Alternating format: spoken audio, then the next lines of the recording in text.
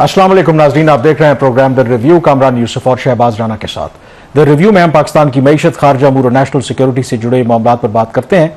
आगाज करेंगे आज जो बड़ी डेवलपमेंट है। पिछले कई दिनों से तो एक बज़ाहिर लग रहा था कि डेडलॉक है ईरान और अमेरिका के दरमियान जो मुज़ाकरात होने थे, और वैसे तो तवक्को की जा रही थी कि बुध के रोज जो अमरीकी और ईरान का जो वफ्द पाकिस्तान आएगा, लेकिन फिर आखिरी लम्हात में अमरीकी जो वफ्द है जिसकी सरबराही उनके नायब सदर जेडी वैंस कर रहे थे, उन्हें अपना दौरा मुलतवी करना पड़ा क्योंकि ईरान ने मुज़ाकरात में शिरकत करने से इनकार कर दिया। और उन्होंने कहा कि इसके लिए पहले ज़रूरी है कि अमरीका ने स्ट्रेट ऑफ हॉर्मुज़ में जो यूएस नेवल ब्लॉकेड कायम कर रखा है उसे ख़त्म करे। और दूसरा उन्होंने ये कहा कि ईरान जो अमरीकी सदर ट्रंप धमकियां देते हैं उसके साए में कभी भी मुज़ाकरात नहीं करेगा। लेकिन आज चंद घंटे पहले जो एक बड़ी पेशरफ्त और बड़ी डेवलपमेंट हुई है उसमें ये खबर सामने आई है कि एक तो ईरान के वज़ीर ख़ारजा की पाकिस्तान के वज़ीर ख़ारजा के साथ टेलीफोन पे बात हुई। उसके अलावा ये इतलात भी हैं जो ईरान का मीडिया रिपोर्ट कर रहा है कि ईरान के वज़ीर ख़ारजा की पाकिस्तान के army chief field marshal Syed Asim Munir से भी टेलीफोन पर बात हुई। और उसके कुछ देर के बाद सबसे पहले तो पाकिस्तानी जो सरकारी ज़राए हैं उन्होंने इसकी तस्दीक की कि ईरान के वज़ीर ख़ारजा अब्बास अरागची अपनी एक स्मॉल डेलीगेशन के साथ पाकिस्तान के दौरे पर आ रहे हैं। और उसकी तस्दीक अब खुद ईरान के ऑफिशियल मीडिया बल्कि ईरान ने सरकारी तौर पर कर दिया और अगले चंद घंटों में ईरान के वज़ीर ख़ारजा पाकिस्तान आएंगे। और मोर इम्पोर्टेंटली जो पिछले चंद दिनों से शहबाज आपको पता है कि एक स्टेलमेट था, बहुत कंसर्न था कि इस्लाम तो बदस्तूर रेड जोन की अगर आप बात करें, ये जो एक्सटेंडेड रेड जोन है वहां पर सिक्योरिटी के इंतजामात अपनी जगह पे बरकरार थे। अमेरिका की जो एडवांस सिक्योरिटी टीम वो आज भी इस्लामाबाद में मौजूद है, लेकिन पिछले चंद दिनों से बिल्कुल किसी तरफ से कोई खबर नहीं आ रही थी, समझ नहीं आ रही थी कि हो क्या रहा है। ये जो अब डेवलपमेंट हुई है, certainly there is a positive development कि जो पाकिस्तान की एक बैकडोर जो डिप्लोमेसी वो आगे चल के बात भी करेंगे जो हम एफर्ट कर रहे थे, तो कहीं ना कहीं उसका जो आउटकम है वो अभी हमें नजर आ रहा है। कामरान, एक तो इस इशू के ऊपर जितनी भी बात की जाए वो एहतियात से ही करनी चाहिए, क्योंकि ये एक बेसिक लेसन लर्न किया पिछले 3 हफ्ते की जो एक ओवरऑल सूरत हाल बन रही है। खासतौर पर जब पाकिस्तान के अंदर मुज़ाकरात हुए और कोई इलामिया, एक ज्वाइंट इलामिया नहीं है, तो बहुत सारे लोगों का ये ख्याल था कि ये टॉक्स जो है वो फेल हो गई हैं। आपका इस पर बिल्कुल मुख्तलिफ मौक़िफ़ था और जो लैंग्वेज भी यूज़ की गई ईरान की तरफ से, यूनाइटेड स्टेट्स की तरफ से, वो भी डिफरेंट थी। उसमें ऐसा इंप्रेशन नहीं था कि बिल्कुल हर चीज़ का एक डेड लॉक हो गया।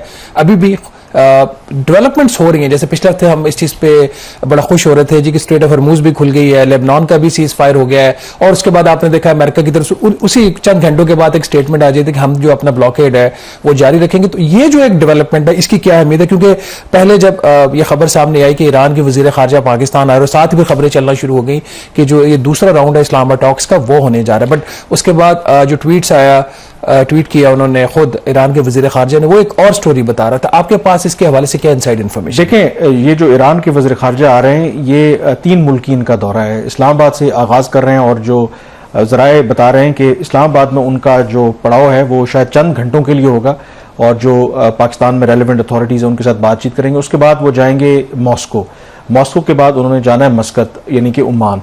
तो ये 3 मुल्की दौरा है। और अगर आप अब्बास अरागची साहब की स्टेटमेंट देखें एक्स के ऊपर पाकिस्तान रवाना होने से पहले, उन्होंने ये कहा कि एक तो जो ये 3 मुल्कों का दौरा कर रहे हैं उसका मकसद बायलैटरल इश्यूज और रीजनल डेवलपमेंट्स पे बात करना है। और उन्होंने कहा कि आवर नेबर्स आर प्रायोरिटी।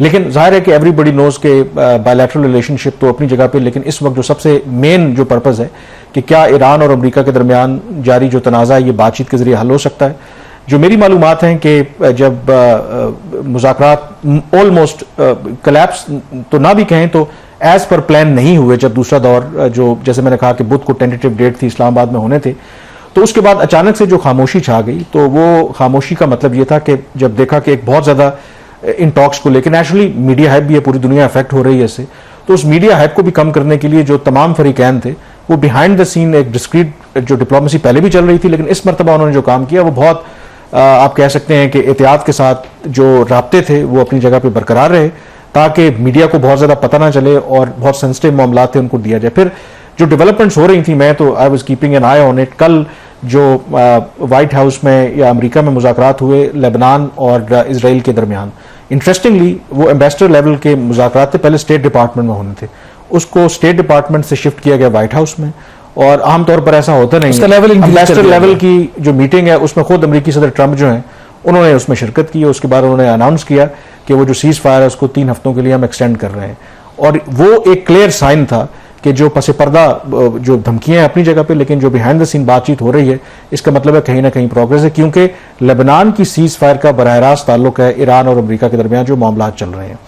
फिर आज हमने देखा कि 24 घंटों के बाद ही ये पेशरफ्त हुई कि ईरान के वज़ीर ख़ारजा पाकिस्तान आ रहे हैं, और जो पाकिस्तानी ज़राए बता रहे हैं कि उसमें मुतवक्के है, एक्सपेक्टेड है कि उनके विजिट के बाद एक कह सकते हैं कि दूसरे दौर का जो टाइम या डेट वो चीज़ आ जाए।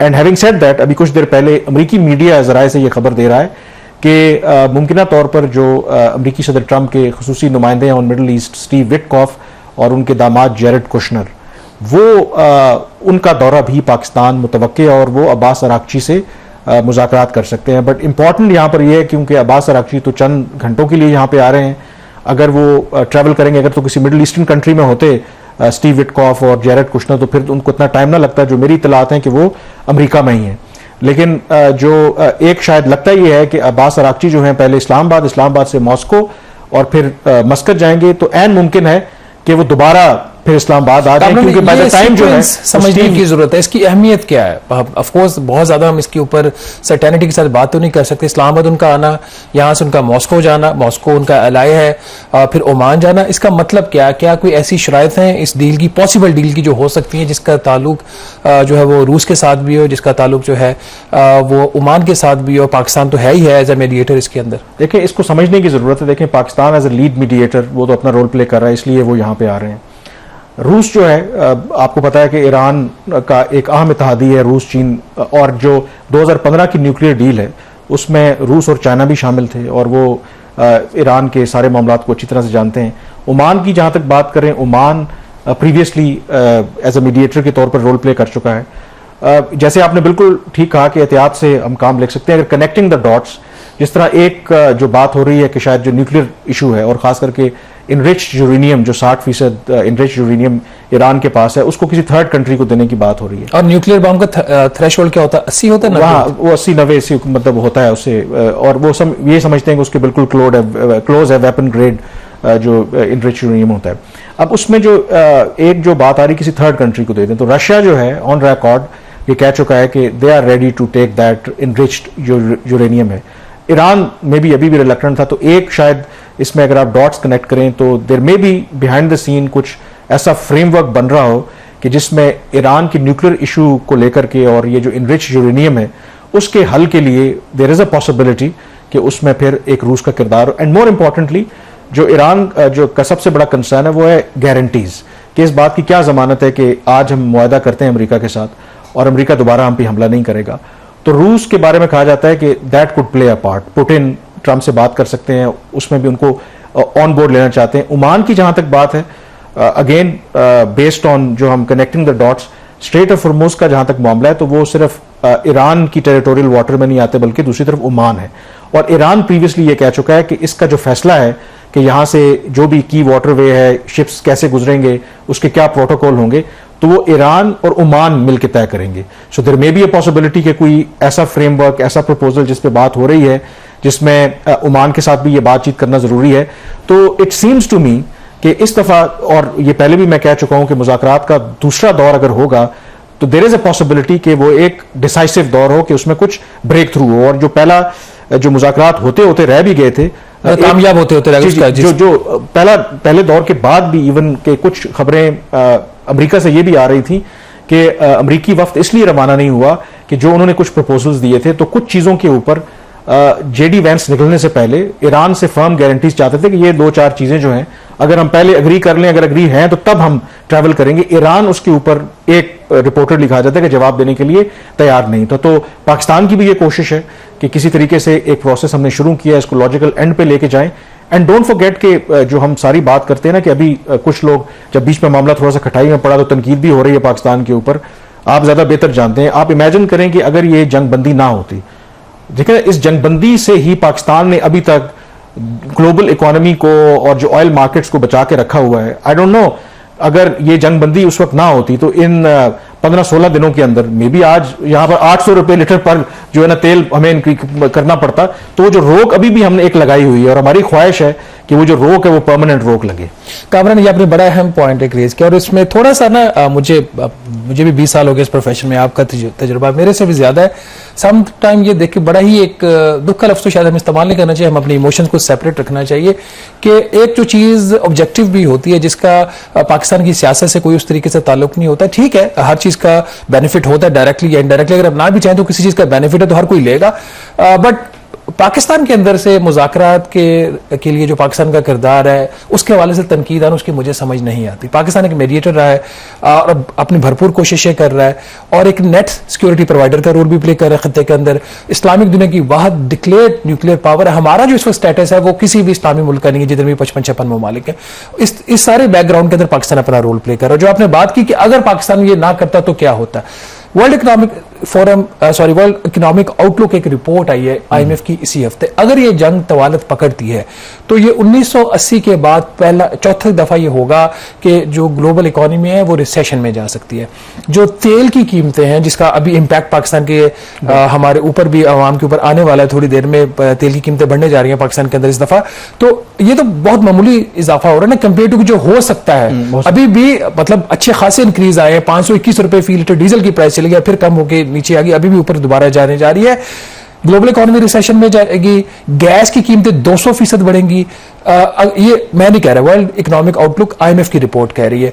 और आपका जो क्रूड ऑयल है वो $200 फी बैरल तक जा सकता है अगर ये जंग तवालत पकड़ती है। तो ये है सारे स्टेक्स और आपके घर के अंदर से तनकीद हो तो वो फिर बर्दाश्त और उसका आप अंदाजा करें कि जो उसका इम्पैक्ट होगा, कई जो तरक्की पजीर ममालिक हैं और वहां पर तो जो सबसे बड़ा कंसर्न है कि अगर तेल की कीमतें बिल्कुल आउट ऑफ रीच हो जाएंगी, वहां पे पहले ही गुर्बत है, इन्फ्लेशन बहुत ज्यादा है, वहां पर तो वैसे ही एक अनरेस्ट, एक केओस, एनार्की फैल सकती है, वहां पर जो गवर्नमेंट्स हैं वो अंडर थ्रेट आ सकती हैं। तो ये पाकिस्तान, बेशक आप जिनका तनकीद करना चाहें जितनी मर्जी तनकीद करें, but fact of the matter is कि जो पाकिस्तान का किरदार है वो मेरे ख्याल में वो पूरी दुनिया किसी तरीके से पाकिस्तान ये बचाना चाहता है कि ये जो क्राइसिस है ये खत्म हो, और इसलिए पाकिस्तान कोशिश कर रहा है। और बावजूद इसके कि उसमें रोड ब्लॉक्स आएंगे, ऐसा तो नहीं है कि इनका 47 साल का एक पुराना प्रॉब्लम है और अचानक से तो ये हल नहीं होगा, लेकिन मोर इंपॉर्टेंट इसके अंदर ये चीज है कि पाकिस्तान गिव अप नहीं करा। एंड जो दूसरी बात आई थिंक यहाँ पे ये भी इंपॉर्टेंट है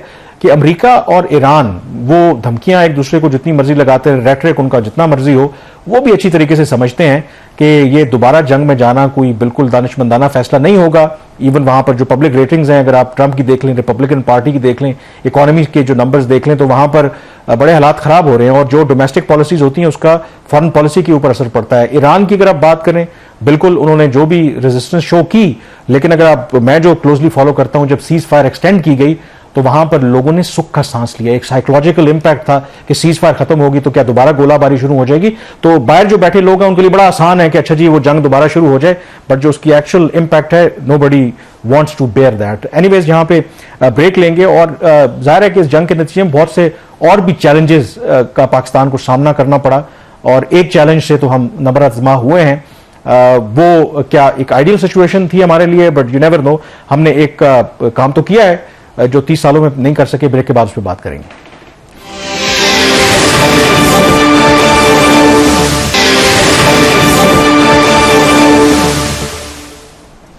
जी, ब्रेक के बाद एक दफा फिर आपको खुशामदीद कहते हैं। जो ईरान अमेरिका की जंग है ये कई हवालों से पाकिस्तान के लिए चैलेंजिंग भी रही, और इसी दौरान जब पाकिस्तान की मईशत के ऊपर ऑब्वियसली जो दबाव रहा, तो ऐसी सूरत हाल के अंदर फिर पाकिस्तान, जो आपको पता है कि UAE का पाकिस्तान ने फैसला किया कि जो $3.5 अरब का कर्जा है वो हमने वापस करना था।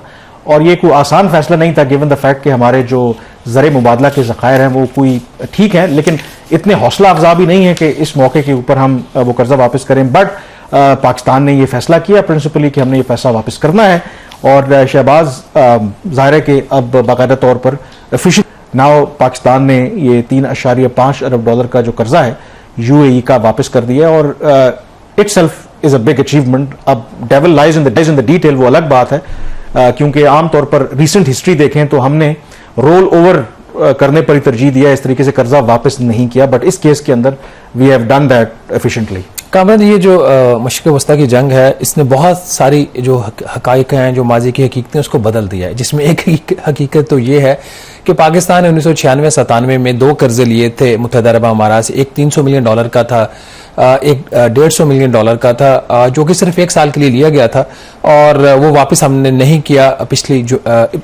पिछला जो मंडे गुजरा है तब तक। उसके बाद $2 अरब का जो कर्ज था वो लिया साबिक वज़ीर आज़म इमरान खान साहब की गवर्नमेंट ने। उस वक्त IMF के प्रोग्राम के फाइनल होने में टाइम लग रहा था। मुत्तहिदा अरब अमारात के पास हमारी गवर्नमेंट गई और वहां से उन्होंने $2 अरब का कर्जा ले लिया। फिर तीसरी दफा ये वाकया होता है 2023 में। अगेन प्रॉब्लम आ रहा था IMF का जो एक्सटेंडेड प्रोग्राम साइन करने में, इवन के 1 ईयर वाला भी, उसके लिए फिर मुत्तहिदा अरब अमारात से $1 अरब का कर्जा लिया गया। कर्ज माजी में भी लेती रही हुकूमत, चाइना से, सऊदी अरेबिया से, कुवैत से भी किसी वक्त पे लिया गया। तो ये कोई नई बात नहीं थी इनका कर्ज लेना, लेकिन जो नई बात थी वो मुत्तहिदा अरब अमारात की तरफ से अपने जो कर्ज था उसकी वापसी का तकाजा। और ये इसके सिग्नल्स जंग से पहले आना शुरू हो गए थे, जब उन्होंने जनवरी में इसकी जो डिमांड कर दी थी पाकिस्तान को। बल्कि डिमांड तो उन्होंने नहीं की, तो उस वक्त उन्होंने जो पाकिस्तान ने 2 साल की तोसी की दरखास्त की थी। अमूमी तौर पर कर्जा 1 साल के लिए UAE की गवर्नमेंट, चाइना की गवर्नमेंट, सऊदी अरेबिया की गवर्नमेंट कर रही थी, तो उन्होंने 2 साल की तोसी की बात की, इंटरेस्ट रेट कम करने की बात की।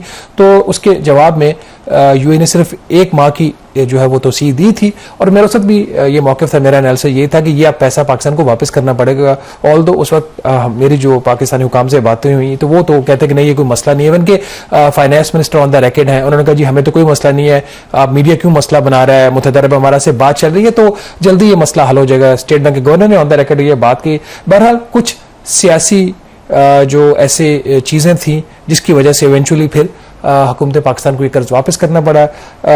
मैंने पहले भी ये बात कही थी कि हमारे पास $16.5 अरब के करीब ज़खायर थे गैर मुल्की करेंसी के, तो अगर उसमें ये $3.5 अरब निकल भी जाता तो कोई प्रॉब्लम नहीं था। लेकिन प्रॉब्लम ये था कि पाकिस्तान IMF के प्रोग्राम के अंदर है। हमने $17.8 अरब तक 30 जून तक अपने जो गैर मुल्की ज़रबादला के ज़खायर उसको बढ़ाना है। तो उससे बचने के लिए फिर इन्होंने सऊदी अरब से दरख्वास्त की। अब सऊदी अरब से पाकिस्तान ने कर्ज लेकर $3 अरब का सऊदी अरब से कर्ज लिया है और उसके अलावा इन्होंने $75 करोड़ या $750 मिलियन एक प्राइवेट कमर्शियल लोन लिया है स्टैंडर्ड चार्टर्ड बैंक से, जिसको हुकूमत तो कह रही है कि जी ये हमने एक यूरो बॉन्ड्स फ्लोट किए, लेकिन यूरो बॉन्ड्स को ऐसे जनरल पब्लिक को ऑफर नहीं हुए। ये एक कमर्शियल बैंक के साथ इनकी डील है जिसमें कंपैरेटिव बिडिंग नहीं है, जिसमें एक नॉर्मल एक प्रोसेस होता है यूरो बॉन्ड्स फ्लोट करने का, वो फॉलो नहीं हुआ। तो ये अदर देन एक नॉर्मल एक रूटीन थी। किस्सा मुख्तसर ये कि ये इतनी सडन वापसी थी कि अभी हुकूमत के जो मुज़ाकरात हुए IMF के साथ, कामरान, मार्च तक हुकूमत IMF को ये यकीन दहानी करा रही थी कि तीनों ममालिक जो हैं, जिसमें सऊदी अरेबिया, जिसमें चाइना, जिसमें मुत्तहिदा अरब अमारात, ये तीनों ममालिक अपने जो कर्जे हैं वो रोल ओवर कर देंगे। बहरहाल मुत्तहिदा अरब अमारात ने तो रोल ओवर नहीं किया। सऊदी अरब ने ना सिर्फ ये $3 अरब दिया, बल्कि जो $5 अरब हमने पहले ही सऊदी अरब से लिया हुआ है उसमें भी उन्होंने 2 साल की तोसी कर दी है। तो पहले 1 साल की थी, अब जो वजारत खजाना के हुकाम कह रहे हैं जी कि उसमें 2 साल की तोसी कर दी है। तो इसको टैकल करने के लिए ये रास्ता अपनाया गया, एक प्राइवेट प्लेसमेंट ली गई, ये कमर्शियल बैंक से, फॉरेन कमर्शियल बैंक से, और फिर $3 अरब का कर्ज जो है वो सऊदी अरब से लिया गया। तो इसका मतलब है कि हमने जाहिर है कि अपने आप को जो एक मुश्किल, जो चैलेंजिंग सूरत हाल हो सकती थी, वैसे जिस तरह आप कह रहे हैं कि अगर ये निकल भी जाते पैसे तो ऐसा नहीं था कि शायद खुदा ना खास्ता को हम डिफॉल्ट कर जाते, बट क्योंकि IMF की एक डिमांड थी कि आपने एक सर्टन लेवल के ऊपर अपने फॉरेन रिजर्व्स रखने हैं।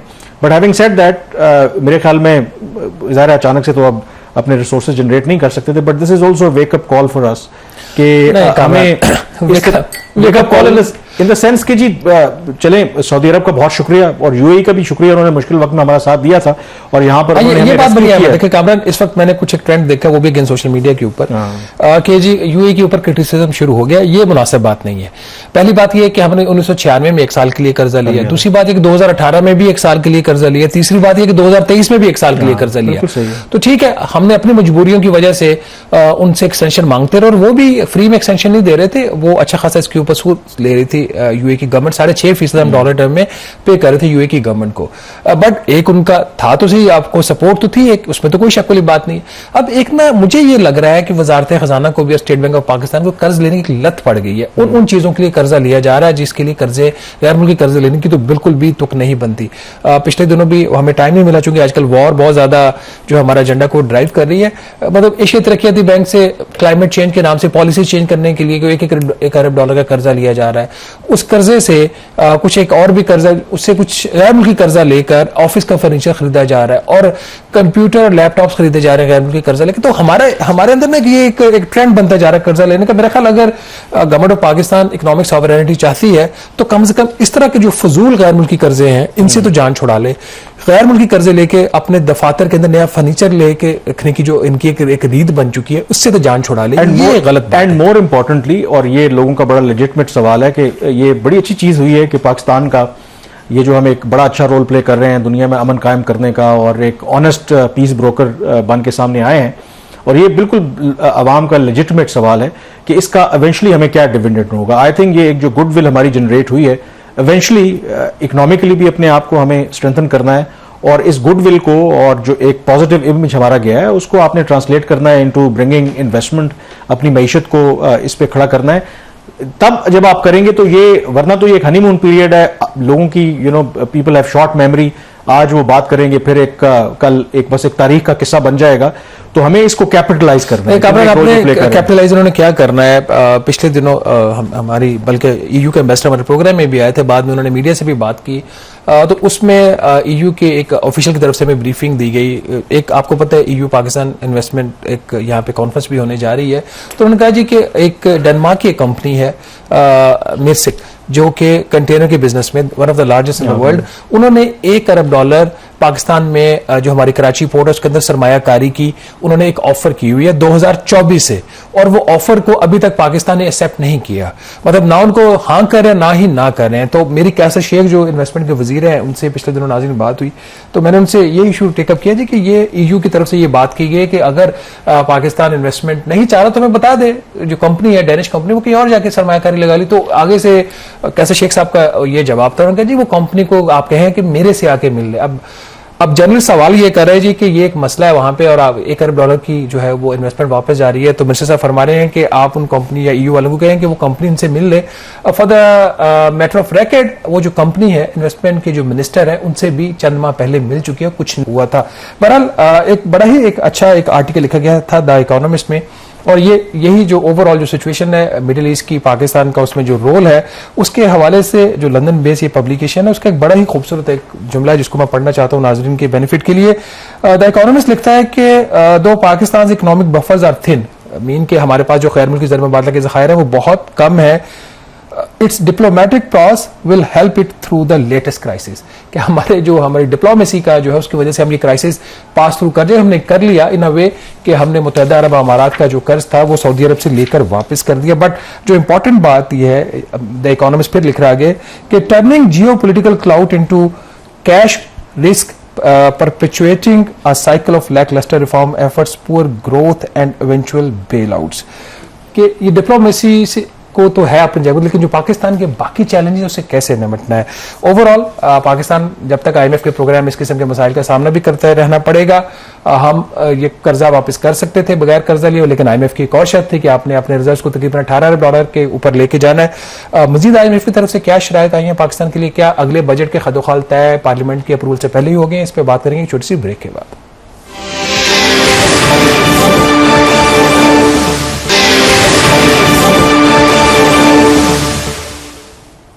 जी, ब्रेक के बाद एक दफ़ा फिर आपको खुश आमदीद कहते हैं। आपको पता है कि जून में बजट पेश किया जाता है और हम IMF के प्रोग्राम में हैं, और जाहिर है कि जब आप IMF के प्रोग्राम में हैं तो IMF को एतमाद में लिए बगैर हुकूमत ये बजट पेश नहीं कर सकती।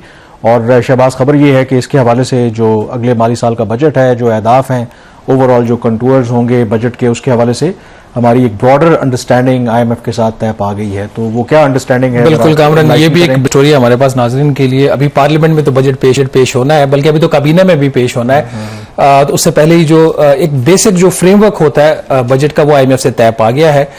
ये सबसे बड़ी खबर है इस वक्त। ये लाज़ा बात है कि अभी IMF का एक मिशन जो है वो मई में पाकिस्तान आ रहा है, बजट मिशन आ रहा है। उसमें आपकी एक एक जो टैक्स की लाइन है वो देखेंगे कि कौन सा टैक्स रेट इंक्रीज करना चाहते हैं आप, कौन सा डिक्रीज करना चाहते हैं। डिक्रीज के ऊपर तो उनको इतराज हमेशा होता है, इंक्रीज पे उनको कभी भी इतराज नहीं होता।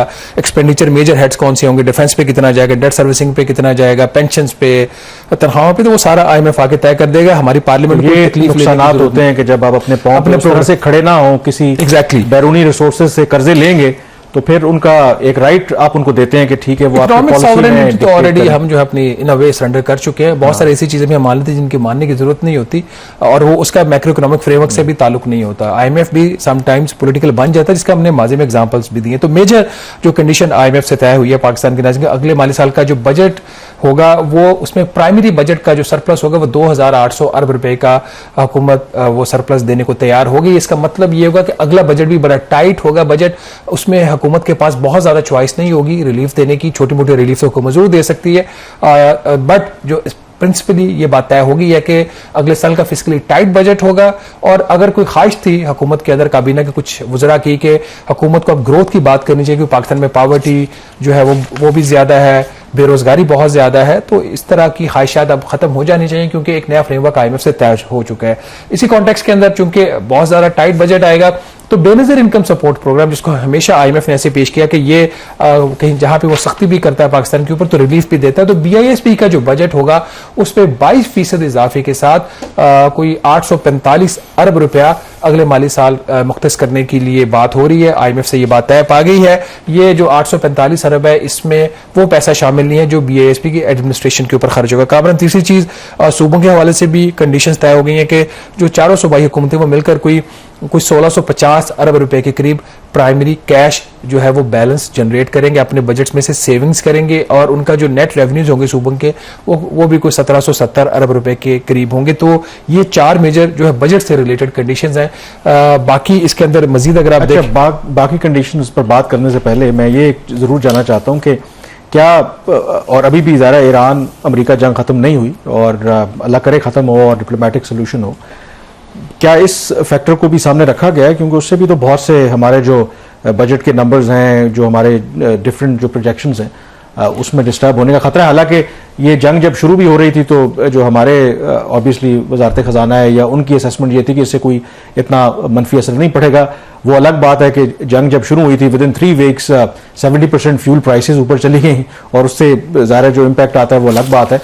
चले मैं खबर जो आज डिस्कस नहीं करना चाह रहा था, हम कल डिस्कस करना चाह रहे थे, जिसमें तेल की कीमतों में जो इजाफा आज बात हो रही है वो किस कॉन्टेक्स्ट के अंदर हो रही है। डीजल की कीमत में तो जो इजाफा है वो तो आलमी मंडी में जो इजाफा है वो उसी कॉन्टेक्स्ट में होने जा रहा है, बट एसेंशियली जो पेट्रोल में इजाफा हो रहा है वो इस वजह से नहीं हो रहा कि आलमी मंडी में पेट्रोल की कीमत में इजाफा हुआ है। पेट्रोल में इजाफा जो हुकूमत कंसिडर कर रही है वो इसलिए कि पेट्रोलियम लेवी का रेट जो है वो एक दफा फिर बढ़ाया जा रहा है। इसके ऊपर मैं अभी खुल के बात नहीं करना चाह रहा, एक दफा हुकूमत की ऑफिशियल अनाउंसमेंट आ जाए तो कल के प्रोग्राम में डिटेल में बात करिए क्यों हुकूमत पेट्रोलियम लेवी बढ़ाने जा रही है। इसके बारे में ये कहा जा रहा है कि IMF की एक बुनियादी शर्त है, हमने प्रोग्राम में डिस्कस भी किया था कि 80 रुपए फी लीटर अपने डीजल पे भी लेनी है पेट्रोलियम लेवी और 80 रुपए फी लीटर अपने पेट्रोल पे भी लेवी लेनी है। अब हुकूमत जो है वो डीजल के ऊपर लेवी नहीं बढ़ाना चाह रही, हुकूमत इसका पॉलिटिकल स्कोरिंग कर रही है जी कि हम डीजल की कीमत बहुत ज्यादा नहीं बढ़ाना चाह रहे, एग्रीकल्चर में यूज होता है, पब्लिक ट्रांसपोर्ट में होता है, लेकिन वो जो मोटरसाइकिल वाला है वो भी कोई उसके पास भी इतने को फ्री के पैसे नहीं है कि वो 80 रुपए से ऊपर भी हुकूमत को पेट्रोलियम लेवी दे। तो मुझे इसके अंदर कामरान कोई कंसेशन IMF की तरफ से नजर नहीं आ रही। इसका एक और आप एग्जांपल ऐसे ले लें कि अगर आपने प्राइमरी बजट का जो सरप्लस है वो अगर आपने कोई 2800 अरब रुपए का देना है तो इसका मतलब है कि आपको डेफिसिट तो ओवरऑल करने की इजाजत नहीं दी जा रही प्राइमरी, तो इसका मतलब खर्चा आपने टाइट करना है। फिर एक और जो इंडिकेशन आ रहा है जो अगले माली साल का जो प्रपोज्ड टैक्स टारगेट है फेडरल बोर्ड ऑफ रेवेन्यू का वो 15,564 अरब रुपए की बात हो रही है। 15,564 अरब रुपए हासिल करने के लिए हुकूमत को क्या कुछ करना पड़ेगा, तो ये अपनी जगह के ऊपर है। पेट्रोलियम लेवी के जो रेट्स हैं उसमें कोई कंसेशन नहीं मिल रही, पेट्रोलियम लेवी के टारगेट्स में कोई कंसेशन नहीं मिल रही।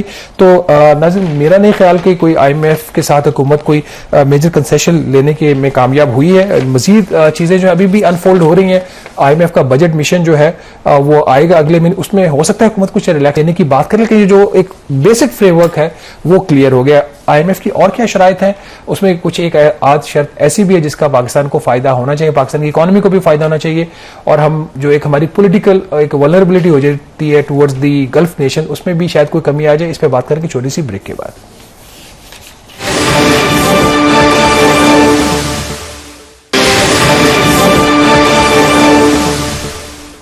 जी, ब्रेक के बाद एक दफा फिर आपको खुशामदीद कहते हैं। हम बात कर रहे हैं जो IMF और पाकिस्तान गवर्नमेंट के दरमियान एक ब्रॉडर अंडरस्टैंडिंग हुई है कि अगले माली साल का बजट किस तरह का होना चाहिए।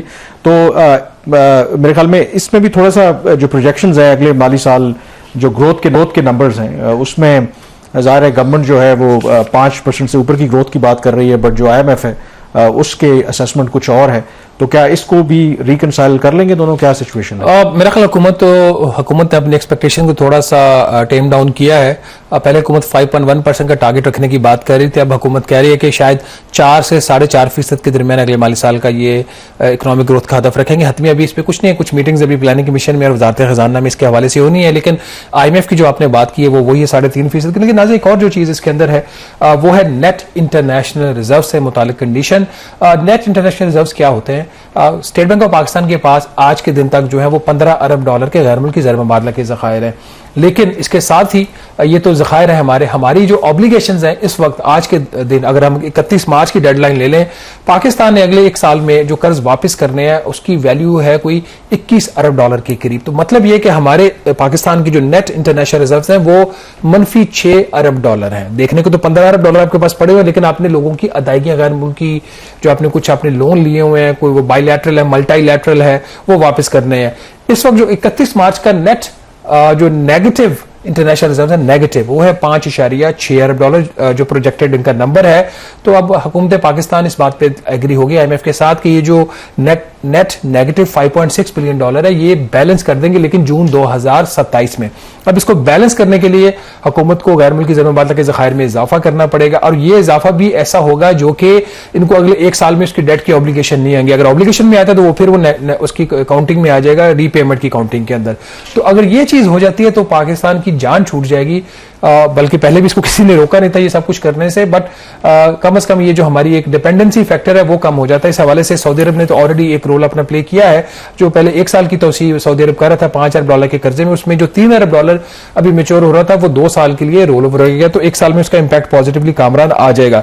अगर ये इसके साथ एक और जो चीज इनका जो करेंसी स्वाप जो इनका एक है अरेंजमेंट कमर्शियल बैंकों के साथ, एक टाइम पे ये $5.5-6 अरब तक था कि आपको याद है जो प्राइवेट रिजर्व्स जो होते हैं स्टेट बैंक ऑफ पाकिस्तान के पास, मुख्तलिफ कमर्शियल बैंक्स के पास, वो भी स्टेट बैंक ऑफ पाकिस्तान ने जो कमर्शियल बैंक्स हैं उनसे बारो किए हुए होते हैं। वो एक टाइम पे काफी अर्सा पहले $5.5-6 अरब तक हो गया था। अभी भी वो कोई $1.5 अरब तक एक्सपोजर है स्टेट बैंक का, तो उसको भी ये कम करके $1 अरब करेंगे। तो ये वाली जो चीज है फ्रैंकली अगर ये हुकूमत कर लेती है तो इनके अंदर जो रीफाइनेंसिंग के जो रिस्क हैं इनके वो कम हो जाते हैं।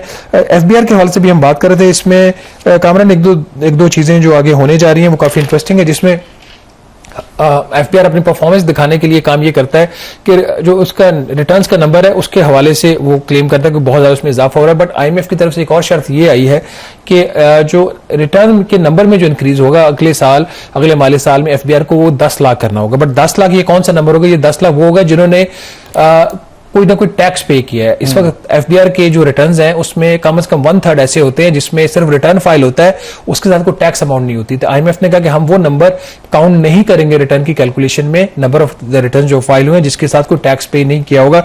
ये एक इसके हवाले से आपने जो FBR की बात की, ये पहले भी हम जो नंबर की बात करते रहे हैं इससे पहले भी कि जब भी ये नंबर्स रखते हैं तो रियलिस्टिक नहीं होते थे, फिर उसको रिवाइज भी करना पड़ता है। तो ये जो नंबर अभी इस दफा उन्होंने रखा है, डू यू थिंक ये रियलिस्टिक है या again in the middle of the financial year उनको रिवाइज करना? मेरा ख्याल 15,564 अरब तो बिल्कुल भी रियलिस्टिक नहीं है। उसमें FBR तो पहले ये कहना शुरू हो गया, मेरे कुछ लोगों से बात भी, उन्होंने कहा जी सवाल ही पैदा नहीं होता।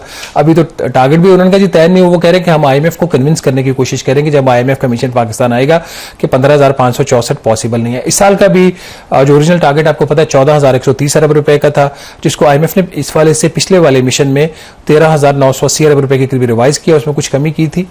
बट अभी भी FBR ने बड़ी कोशिश की IMF को कन्विंस करने की कि इनका टारगेट जो है वो 13,400 13,500 अरब रुपए के करीब कर दें। IMF नहीं माना, उन्होंने जो ओल्ड टारगेट है उसको मेंटेन रखा है। बट जो हुकाम FBR के वो कह रहे हैं कि ये अचीव नहीं होगा, हमें पता है इसमें मैसिव शॉर्टफॉल आ रहा है। पहले ही आपको पता है कुछ 600 अरब रुपए से ज्यादा का शॉर्टफॉल 9 माह में आ चुका है, 10वां महीना भी कोई इतना मुख्तलिफ नहीं जा रहा। एक और जो चीज IMF की शराइत के अंदर शामिल है वो सर्कुलर डेट का फ्लो है।